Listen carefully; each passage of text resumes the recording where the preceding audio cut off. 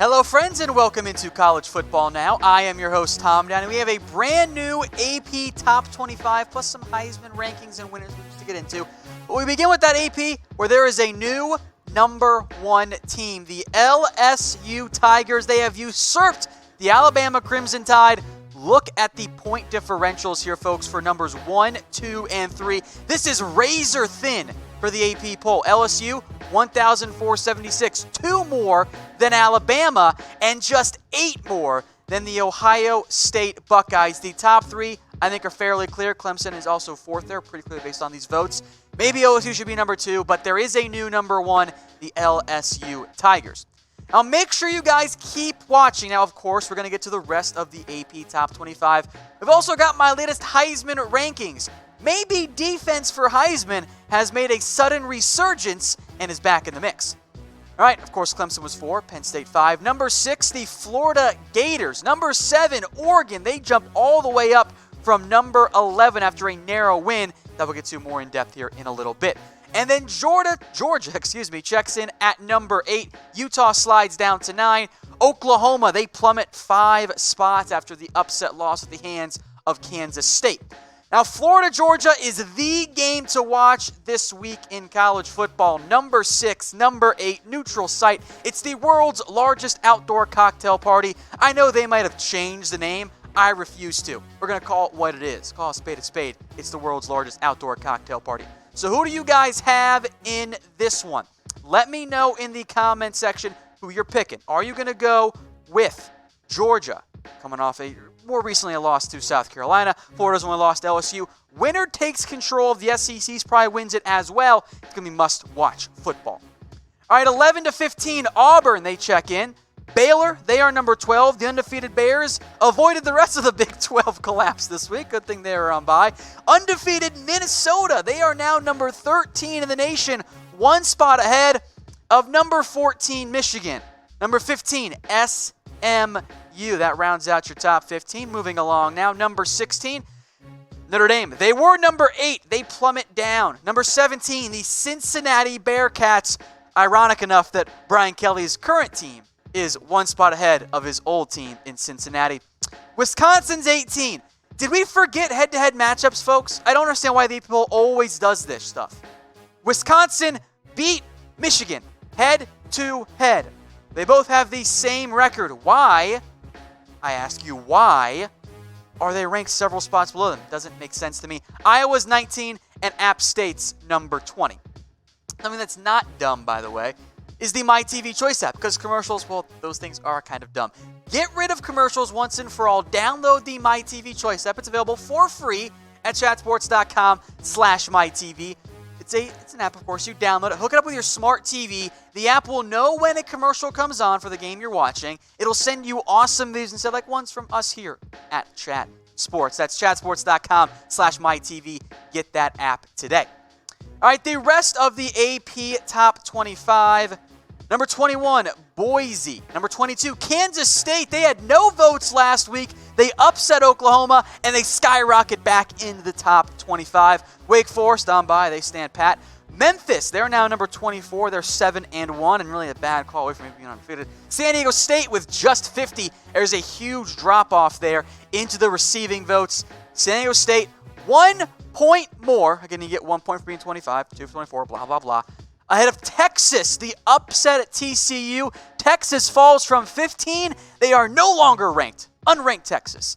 Navy, UCF getting some votes again.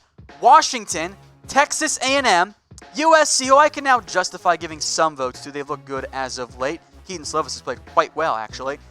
Louisiana Tech, Indiana, very quietly going to a bowl game this year, in all likelihood. Pitt, they have got 1 vote. Oklahoma State, go Pokes for producer Dylan. And also getting 1 vote here, that is the Iowa State Cyclones. So those are your teams that were receiving votes this year in the this week in the AP Top 25 poll.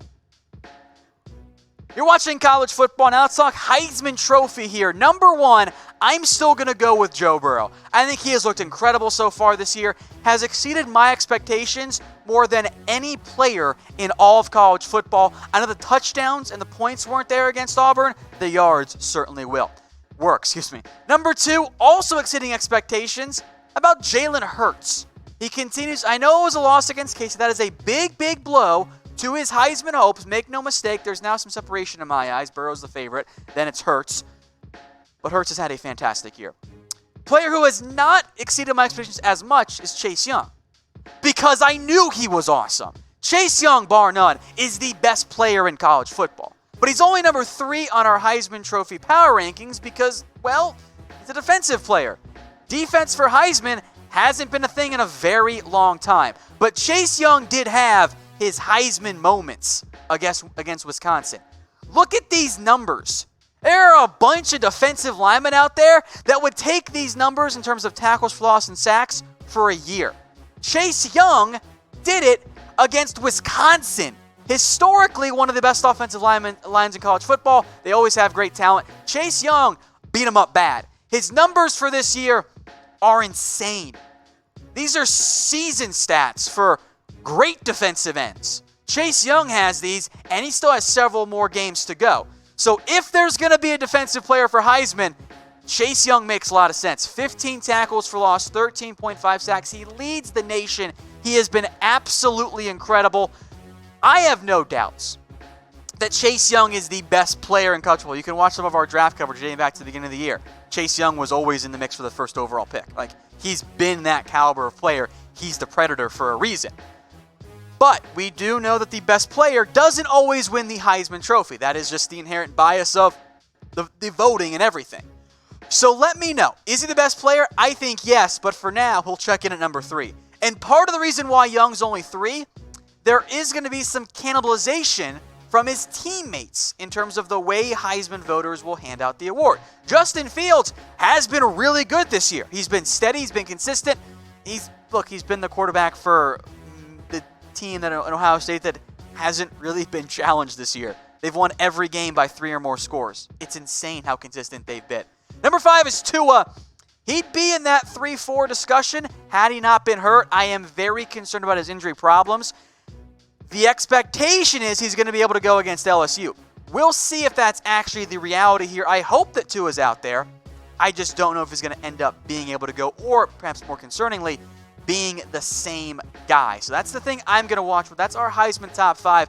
6 through 10 coming up. But first, go bet on the Heisman Trophy with our friends over at BetDSI. It's chatsports.com/bet. Promo code is CFB120. You put down $50, they're going to give you $60 for free. Pro tip, you can still get some good odds on Chase Young. He's not the favorite right now, but maybe this is the year we finally break the the defense for Heisman cold streak. Mentioned Chase Young and Justin Fields, also J.K. Dobbins. J.K. Dobbins has now usurped Jonathan Taylor as the running back for Heisman campaign push. Dobbins, maybe a bit under the radar because Young's been so good and Fields has been so good. Dobbins has been incredible. Look at his numbers, guys. Already over 1,000 yards. He's averaging over 7 yards per carry. He's done some work in the passing game as well. And Ohio State's been up big. They haven't had to run him into the ground like maybe a less efficient player, Jonathan Taylor, for example, who's still in our top 10. But Dobbins has been great this year. Number 7, Justin Herbert. Maybe he could have had his Heisman moment late night against Washington State. He did lead the comeback drive, the game-winning go-ahead drive. They settled for a field goal, not a touchdown. I know that's splitting hairs. That's how Heisman voters operate. They don't always operate thinking critically, or at least the way they should. That's why they haven't given me an award yet, because I won it, or a vote yet. Herbert, though, has been fantastic. Taylor, he's next up here at number 8. 2 losses. He's one of the best backs in college football. Kind of sinks his chances, though. Number 9, Travis Etienne. Not as good as J.K. Dobbins or Jonathan Taylor, but unlike Taylor, Etienne is still on an undefeated team. That's a big factor, fair or not, in the Heisman race. And then number 10, Trevor Lawrence. He sneaks back in. Now, Lawrence has suffered from, you can call it a sophomore slump. I call it the, oh my God, I'm supposed to be the first overall pick. Every throw I make has to be the first overall pick caliber. That's what's happened to Lawrence. He has not taken what's easy, but he bounced back in a big, big way against Boston College, getting back on track here. 16 of 19 for 275, no interceptions, 3 touchdowns, had a couple turnovers last week against Louisville, and then since those mistakes, has really kind of settled in and relaxed and been much, much better for Clemson. But he's still number 10 on the outside looking in of this Heisman race. So let me know in the comment section, who do you think is going to win the Heisman Trophy this year? Let me know in the comment section. Is it going to be Chase Young, the best player in college football? Is it going to be Justin Fields, Jalen Hurts, Joe Burrow? Let me know what you guys think in the comment section. I want it to be Chase Young. I always have my doubts about defense for Heisman. Let's do some winners and losers here for college football. First up, the Pac-12. This week went about as perfectly as the Pac-12 could have hoped for. For starters, Michigan. They take down Notre Dame, essentially clearing the way for a Pac-12 one-loss champion to get in over the Fighting Irish, or at least guaranteeing it. Oklahoma drops a game along with the rest of the Big 12, apparently, helping out the Pac-12's push in that area. And then most importantly, Utah and Oregon on a last-second field goal, they win, keeping two one-loss Pac-12 teams alive and in the top 10 now of the college football playoff race. Our next winner, the Ohio State Buckeyes. Wisconsin was going to be a test for them, though the weather wasn't great. And then Ohio State drops 38 and Wisconsin scores 7 total. Ohio State this year, folks, has won every single game by 3 or more scores. Lowest being 24. It's insane how good the Buckeyes have been this year. Fields and Dobbins and Young are among the best at their positions, and it's showing in the end results. Ohio State, Penn State coming up in a little bit. That should be a fantastic showing. But who's the best team in college football? I know we got Buckeye fans watching. I know I'm from the state of Ohio. Maybe it's you guys. Alabama fans, I know you're watching. Shout out in the comment section. Or maybe you're going with the new AP number 1, the LSU Tigers. They take down Auburn in, frankly, a game that I thought wasn't as close as the score might indicate, especially if there was a late touchdown by Auburn. LSU wins by 3. They had 508 yards of offense. Joe Burrow throws for 321. Clyde Edwards-Helaire runs for 136. I know it was a 3-point win. It felt like it was a little bit more in hand than what the scoreboard indicates there for the LSU Tigers. But either way, it was another big win for LSU. They move up to number 1 in the AP poll. They were number 2, of course, last week. All right, time for some losers, because that's how life works, everybody. The Big 12. Oh, boy. You had a couple of ranked teams entering this week. Baylor was on bye. Oklahoma, the number 5 team, they lose to Kansas State.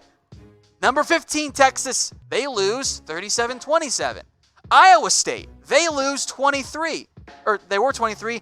Texas, Iowa State, both drop out of the AP Top 25. There are now just 3 Big 12 teams ranked, although I'm sure Texas will get back in at some point soon. The other loser, Notre Dame.